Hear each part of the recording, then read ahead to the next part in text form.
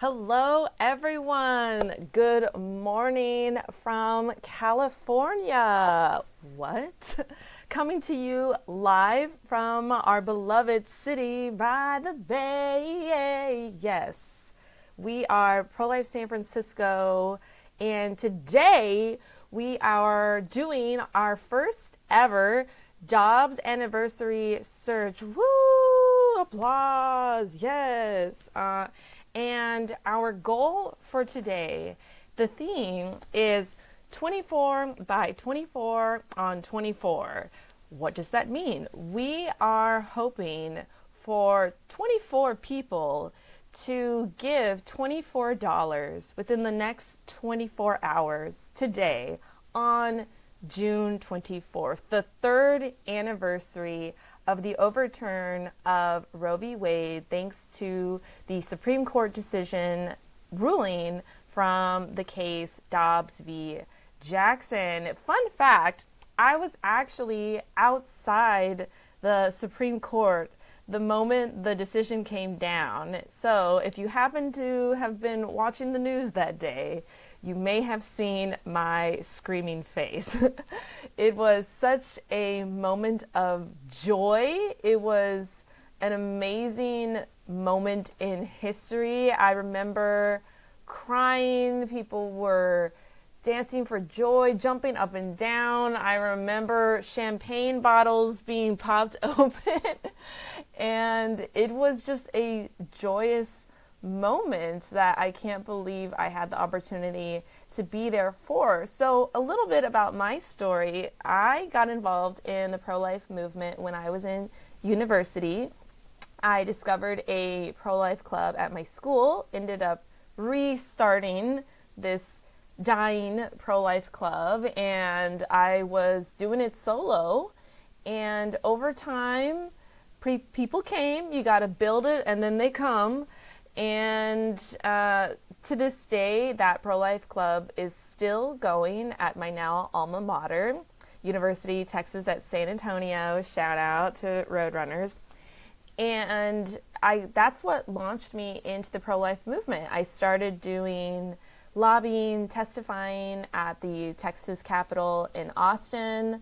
I was a faithful sidewalk intern with the San Antonio Coalition for Life outside of the headquarters of Planned Parenthood South Texas, and I did that for about 3 years faithfully, sidewalk outreach, and I had to have turned away hundreds of people from the abortion industry, and I just said yes to any and every pro-life opportunity that came my way. I started doing international pro-life work and training other young people across Texas. I worked at a maternity home for a time. I worked at a pregnancy help center for a time. So I was doing all the pro-life things. And in 2022, I learned about some golden, almost forgotten pro-life history within our movement, which is our rich history of civil disobedience, nonviolent direct action.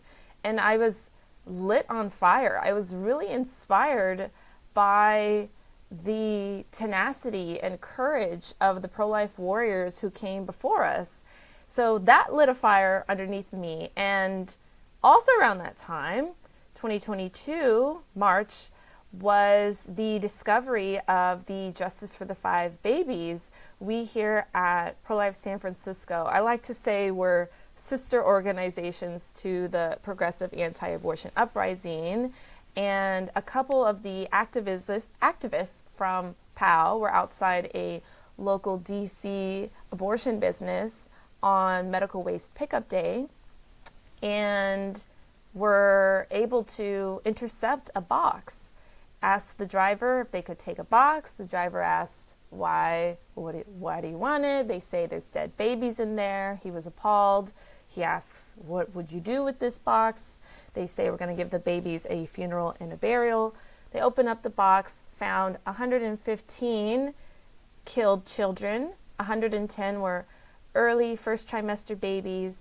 but 5 were bigger babies past the point of viability, 3 of which show signs of being killed through illegal abortion procedures that are not allowed in any state in the U.S. And to this day, 3 years later, those 5 babies' bodies are still held at the D.C. Medical Examiner's office, and we are still fighting for justice for those 5. So 2022, that happened that year, and that also radicalized me.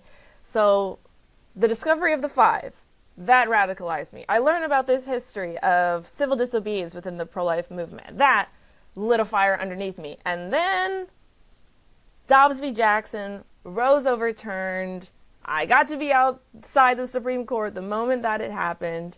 And I had all this fire, right? I'm on a roll. I'm doing all the pro-life things. And then abortion becomes illegal in my home state, Texas. Yes, I am a proud Texan, born and raised. Texas flows in my veins. I am Chicana, Latina, if you hadn't guessed it. And I was so happy to be there in Texas when the trigger law took effect after Dobbs. And good news that life was now legally protected.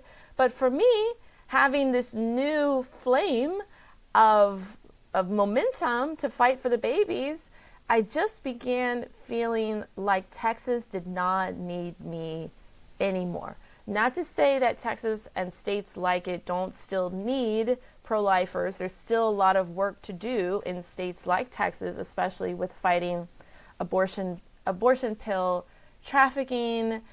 It's still very important to go out to the sidewalks because, as we know, our friends in neighboring states, for example, New Mexico, are now seeing Texas license plates at their abortion businesses. So pro-life work is not finished in states like Texas. But I began feeling called that with my set of skills and gifts that I was needed in a place where babies were still being very much legally killed, where abortion was still the law of the land. And so, as we know, after Dobbs, some states protected life and other states became abortion safe havens, almost like California. So I began praying, discerning, where do I go next after Texas? And I was wondering, do I go to New Mexico? Do I go to New York? Do I go to DC? And then I got a call that Pro-Life San Francisco needed a new executive director. So thankfully, my husband was on board and God made a way for our family to move out west for the California dream, baby. And I was really shocked when I got to San Francisco and realized that sadly you could not wear Daisy Dukes with bikinis on top here. It's actually fairly chilly all year round, but no worries. My body has adjusted to the climate, and now when we go back to Texas to visit, we wonder how we ever survived the Texas heat. So now I am a Cali girl, a California girl, and I love San Francisco. I have since left my heart in San Francisco, and September will be 2 years of my time in my role as executive director. So I tell you this story because Dobbs v. Jackson, the overturn of Roe, was in a sense the catalyst for me to pick up my life and my family, leave everything we knew and loved, our community, our culture, and move to California for the babies, all for the babies and their moms. So I hope that sharing my story was fruitful to you, because today is our first ever Dobbs anniversary surge. We are hoping for people, maybe 24 of you, to commit $24 in the next 24 hours today on June 24th to continue the work we are doing in San Francisco in the abortion training capital. And I don't say those words lightly. San Francisco truly is America's abortion training capital. And I imagine my co host Robert is going to tell you more about that. So please welcome on to the stage my co host Robert Bird. Welcome, Robert Bird. Yes. How's it going? Robert Bird has been with Pro Life San Francisco since the very early days. You've been here for now 3 different executive directors, and you've been through it all. And we're so grateful to have the man, the myth, the legend, the brains, our producer behind the scenes of these live streams, Robert Bird. Tell us a little bit about yourself, Robert. Thank you so much, Melanie. And feel free to keep me updated on text whenever you feel ready to pop back in, because my presentation, I won't be long-winded, but I'll keep an eye since I might not be able to hear you backstage. So let's see. So my name is Robert Bird. As Melanie just said, I've been with Pro-Life San Francisco since the early days. Not the very beginning, though. And what I would like to share with you is our journey from the past. Where did this community come from? And if I pull up my screen here, let's see. I'm going to be able to share with you our presentation, our journey from the past. Let's see real quick.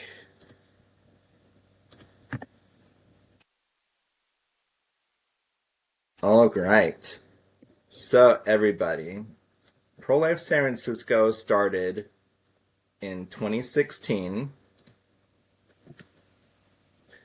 We are an organization that is rooted in doing things ourselves. In 2016, we were a branch of a national organization which had these young adult chapters across the country, but within about 9 or 12 months, we were like, there's multiple reasons why we want to set out on our own, or do this all, as a self-directed, self-organized, and self-funded venture.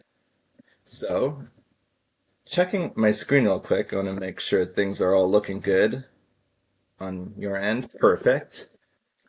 I want to make sure that you guys have a good visual there. We had our very beginning in 2016, as I mentioned. Pro-Life Future of San Francisco, first gathering in the Mission District at Bar San Pancho on Guerrero Street. Very sorry to say that business does not exist anymore, but you can always find multiple places in the Mission and throughout California to gather. Most recently, we were at a place out in Potrero Hill, just enjoying each other's company, being able to, share, what we hold in common, share, what makes us unique from each other, because pro-life people are not all the same.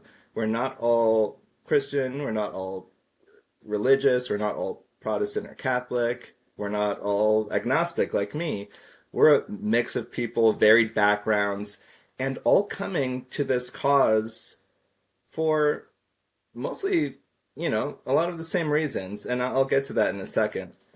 These are our founding members, Teresa Bukovinak and Karen Rose. They were the spearhead of this movement here in San Francisco. And in December, that's when I came along. And the reason why I came along and joined them was because of seeing literature like this. I had just heard about abortion in my high school health class. I took it during summer school, so the curriculum was very quick, very sped up. No time, not much time for, in-depth questions and answers on, one topic over another. Because, in summer school, the subjects move fast.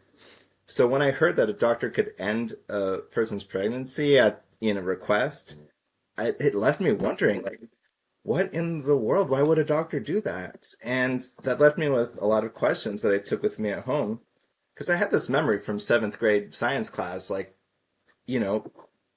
really much seemed like I had this memory that I was taught that you started as a single cell organism. Isn't that crazy? Like at one point in your life, you were similar to a plankton, but an individual, distinct organism, just immature, just very tiny, microscopic. And I thought that was very fascinating. And of course, it only takes about 8, 10 weeks till you could be visually identified as a human being. That doesn't mean you weren't at the single cell stage. There's like a genetic, objective truth there. So when I heard about abortion between junior year and senior year, I was left dumbfounded. Like, isn't that a human? Isn't that what I was taught in science class? And so I researched abortion on the internet and found some really, high quality educational resources like the ones at this organization, and it confirmed what my suspicions were, that yeah, abortion destroys a human organism, a human individual, and in my mind, there's no reason aside from stopping someone who's aiming a weapon. There's no reason, no justification for taking someone's life. Only if they're about to, like in that moment, like about to take someone else's life, self-defense, defense of another. But you can't just attack anyone. People have a right to life. And so this was the beginning of my journey into the pro-life world and really just equal rights. Then it was a few years later, so 2009 was when I learned about abortion. 2015 was when I started seeing very gruesome things in the news about organizations targeting families, targeting pregnant women and girls in order to, essentially lock in their abortion decision and essentially say, hey, you can benefit medical science if you let us collect and dissect, the remains, this field of what's called fetal tissue research. And this really disturbed me. This is legally practiced, widespread, and there was the allegation that these companies that practice it, some of them were illegally profiting, like because the government's only, their only kind of dog in the fight is, well, you could do this as long as no one's making illegal profit. And there were like very serious allegations that was an additional, strike against these abortion businesses. And that just left me wondering, like, what in the world am I doing? Just kind of sitting, in the background, not standing up and speaking out, not doing anything. I had been studying arguments, the case for, the pro-life stance for the past 5 years, from about 2009 to 2014, 2015. And now this fire was lit under me to do something about it, because it didn't seem like, it was right to just sit out in the background and wait for everyone else to take part. So some months later, I saw on Facebook Teresa and Karen's new pro-life group, Pro-Life Future of San Francisco. Within the next year, it was Pro-Life San Francisco, fully independent grassroots organization. And I was so happy to be invited into their community. That's me in the back right. And now I'm going to share more about what our organization is all about. First, just to remind you, today on the Dobbs Anniversary Surge, we are hoping for people to join our efforts to become a part of this as well, just like I did back in December 2016. Join the effort by contributing in some manner, form, or shape, because San Francisco is an abortion magnet. People from all over California and all over America, honestly, are traveling here, being beckoned by our governor's, essentially pleading on behalf of abortion businesses to, he's sending out these billboards in states like Texas, Ohio, saying, come to California for abortion.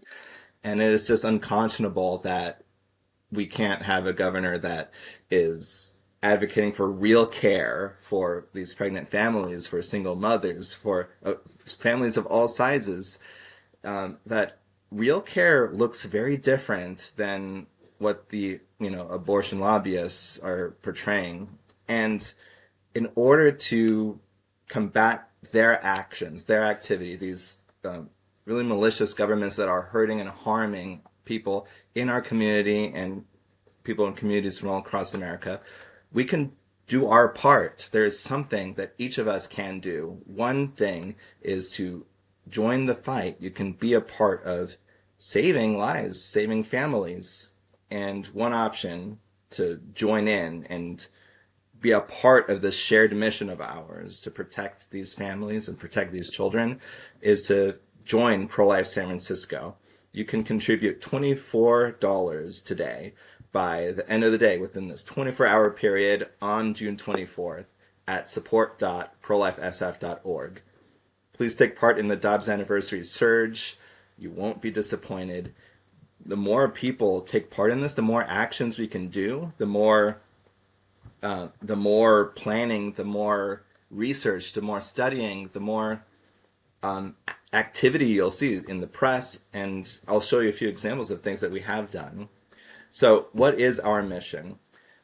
First pillar is educating the public. We find many opportunities to get out there, to be on the streets, to be on the stage, to be on a physical platform and show people what it looks like to recognize the rights of both the mother and of the child, and to really put in stark relief the existence of these premature children in utero, like that's objectively who they are, and displaying that on a public stage. We've been able to physically put ourselves out there.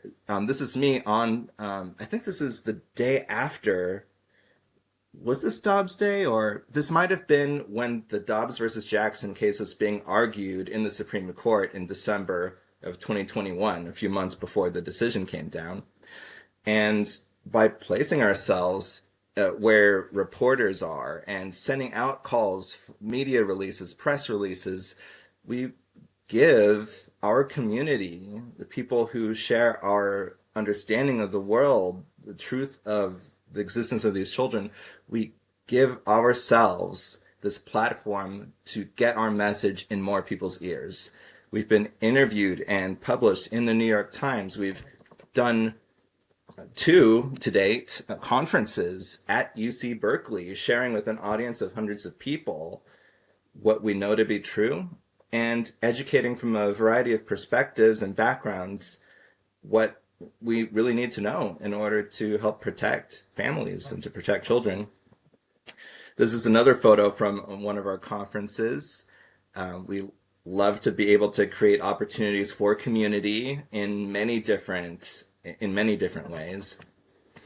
And in addition to educating the public, creating those events, and creating that content that goes all throughout the internet, we are also focused on providing support to pregnant families, whether it's a couple, whether it's a single parent. We want to be able to provide them support. And this looks practically, I think what you would call it is sidewalk counseling, essentially peer counseling in a sense where you're, just relating to them as another, person, everyday person on the sidewalk, just offering an opportunity to have a conversation, handing out educational pamphlets that are very, very, worth their weight in gold. Well, pamphlet doesn't weigh much, but you know what I mean. And be able to share this abundance of resources that the community, both the pro-life community and the San Francisco community in general, has to offer to families who find themselves in really difficult circumstances, struggling with the thought of the ability of raising a new child. So sidewalk counseling, being able to be a pamphleteer, because there's all sorts of messages, causes, organizations on the sidewalks of San Francisco, handing out hundreds, thousands of pamphlets and brochures, every day throughout the year and every season. So this is not any different, other than our, the tactics are not any different. It's just the specific call to, see, we have something available to you. We can come alongside you and help you and your child. That is the essence of sidewalk counseling. In addition to providing support to pregnant families through sidewalk counseling and other means, which we'll be able to share in future live streams today. Our third pillar is to confront the abortion movement.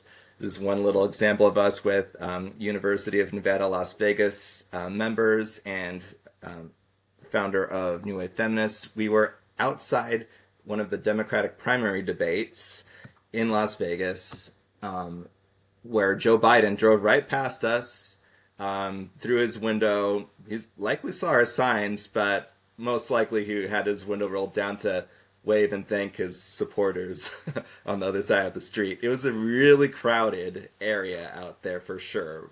Several demonstrators, and we wanted to make sure that the pro-life message was included. And there are so many different ways that we are able to spread our message in the media, news interviews. We have several examples of that. Unfortunately, some of the pictures in the presentation didn't pop up here. But we've been able to place our message in several places. Outside the San Francisco courthouses, outside the office of Nancy Pelosi, in front of businesses like Walgreens and CVS that have unfortunately in many states become just like Planned Parenthood, dispensing abortion. And also, we have protested Donald Trump's Department of Justice. This was back in 2020 when they were failing to utilize the evidence on their table. I believe it was the Attorney General Bill Barr. We knew from congressional investigations and reports that there was solid evidence of Planned Parenthood, for example, profiting off the collected body parts of aborted children. This barbaric practice that the government only cares if there's illegal profiteering happening in the mix. The evidence for that was on the desk of Trump's Attorney General, and there were no prosecutions, no charges happening. So we don't care if it's quote-unquote the pro-life party. If they're doing something wrong and it's within our scope as an organization, our mission, our voice, because we, as individuals can do multiple things, but the pro-life organization exists to have a mission to help these families and help these babies. We're going to call out the supposed pro-life administration whenever they are failing to protect the lives of children. We had a huge rally outside and marched as close as we could to the White House. That was back when they had a huge gate around it. It was still early COVID. You can see all the masks. And another way of confronting abortion businesses is standing up for our rights. We've been told occasionally by the police to get out of the space in front of Planned Parenthood when doing sidewalk counseling, for example. But we've been able to pull up the law and show them, look, the law explicitly says that sidewalk counseling is allowed. It even uses the phrase sidewalk counseling in the San Francisco ordinance. It just said that there's a balancing of rights by, kind of putting a little bit of a, hedge around what activities people such as us can do within the lines in front of the business. So we've never been carted away. We're standing up for our rights and educating other people that they have the ability to protect and call out, to protect these children, to share this invitation to speak to the parents in front of this business if that's the way that they wish to contribute to this mission.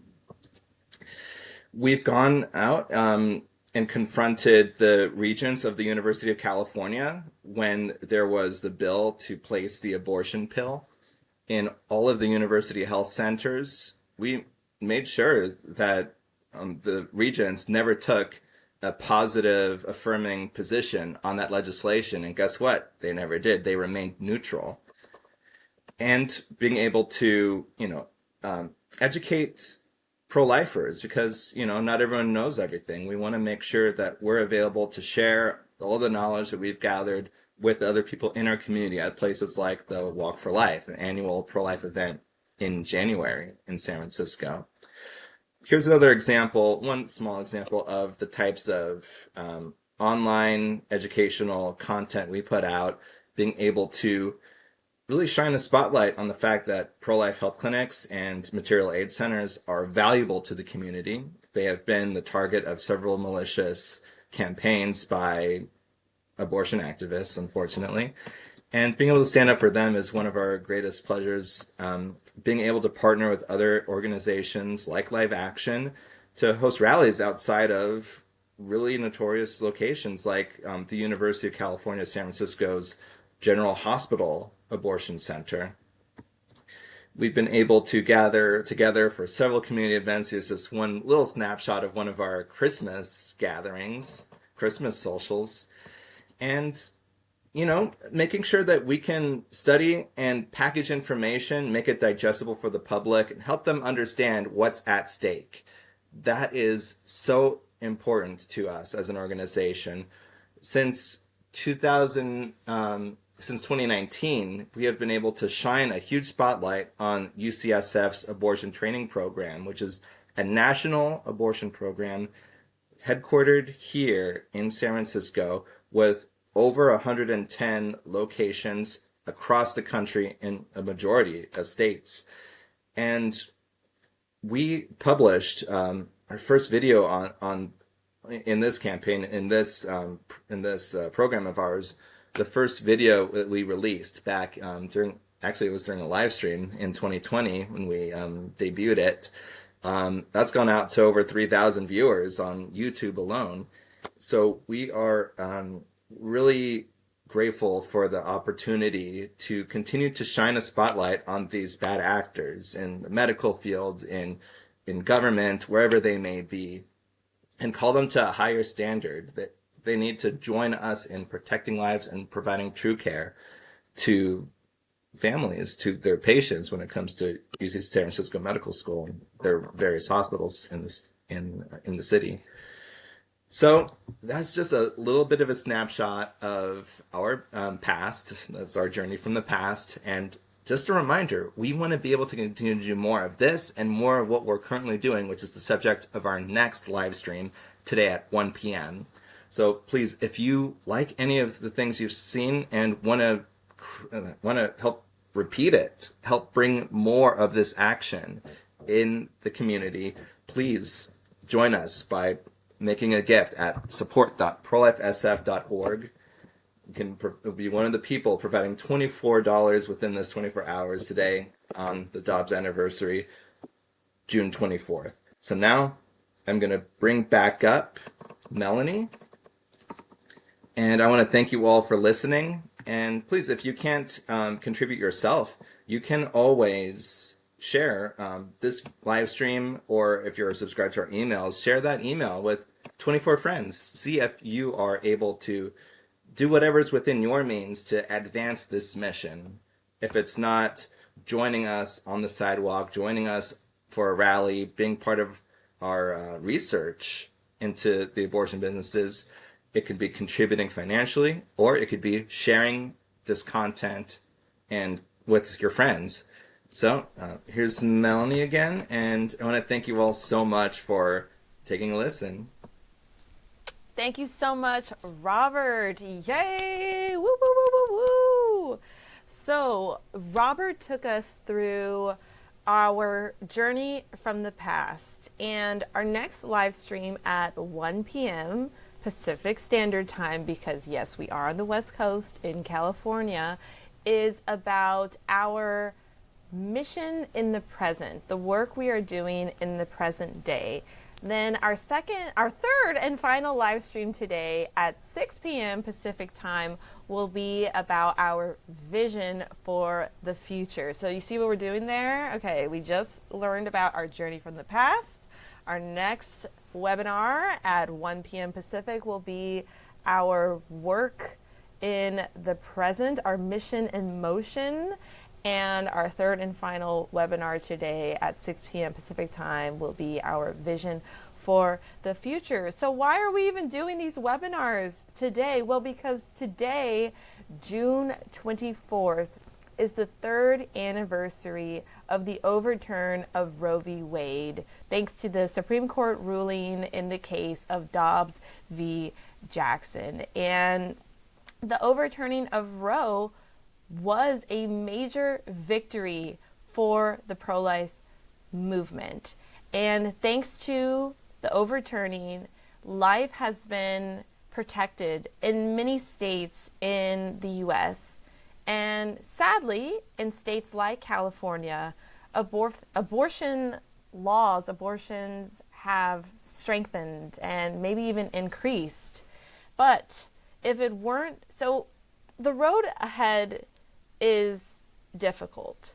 But this wouldn't even be a road we would get to take if it weren't for the overturning of Roe. Let me say that again. Yes, the road ahead is difficult. It's going to be difficult, but it would not even be a road we would get to take if it had not been for the overruling of Roe. So now we are fighting in our individual state battles. I would love to see a national ban, a constitutional amendment. But today and every day, wherever you are in the U.S., the best thing I think we can do is serve the pro-life movement community in our backyards. And that's what we're doing here in San Francisco. But San Francisco has national reach because here in SF, we have one of the abortion national training programs at the University of California, San Francisco. So it really is a David versus Goliath situation that we are facing here, but where sin abounds, grace abounds more. Where there is darkness, the light can shine brighter. And we are trying to be that light in a city of darkness. We are trying to be life, save life in a city of death. So if you would like to see our programs continue in San Francisco, we encourage you to support our work. We're hoping for 24 people to give $24. And it would be especially great for 24 people to sign up to give $24 monthly to be an ongoing supporter. And we're looking for this in the next 24 hours to happen today on June 24th, the third anniversary of Roe v. Wade. And I'm just going to share my screen real quick so that you can see the QR code to scan and the website to go to. Just a moment, let me pull that up. Okay, here we are. So if you go to support.prolifesf.org, you can sign up to give one-time or ongoing support of the work that we're doing. Robert just shared about our journey from the past, all the work we have been doing up to this point. And if you want to see that work continue in San Francisco, please scan the QR code on your screen or go to support.prolifesf.org to give $24 in the next 24 hours today on June 24th, the anniversary of Dobbs v. Jackson, the Supreme Court ruling that overturned Roe v. Wade. We in the pro-life movement refer to today really as Dobbs Day, if you didn't already know that. Today, in pro-life colloquial terms, is Dobbs Day. So in honor of Dobbs Day, and in order to keep our work going in our beloved city by the bay, we're looking for 24 people to give $24 in the next 24 hours on June 24th. And you can do that by going to support.prolifesf.org and or please scan the QR code on your screen. So again, we are doing two more live stream webinars later today in honor of our Dobbs anniversary surge. Our second live stream will be at 1 p.m. Pacific, going over our mission in motion, our work in the present. And our third and final live stream today will be at 6 p.m. Pacific, talking about our vision for the future. And no need to fret if you were not here for the first half of this webinar, or you had to hop out and you missed the second half of the webinar. We will have these recordings available, and we will send out links to the playlist on email, share it on socials, and we'll send it over text also. So no need to fret. You'll get to see everything later on. So thank you everyone for attending today, the 2025 Dobbs Anniversary Surge, and we are looking forward to seeing you in the next 2 live streams today. And please, if you yourself cannot give $24 to continue our programs here at Pro-Life San Francisco, would you consider forwarding the information to 24 people? You see what we're doing here? 24, 24, 24, because it's June 24th, the anniversary of Dobbs v. Jackson. Could you forward this to 24 people? Perhaps. So thank you everyone for tuning in to this first of 3 live streams today through our Dobbs Anniversary Surge. Please give $24 at our website, support.prolifesf.org, and looking forward to seeing you in the next live streams today. Goodbye, everyone.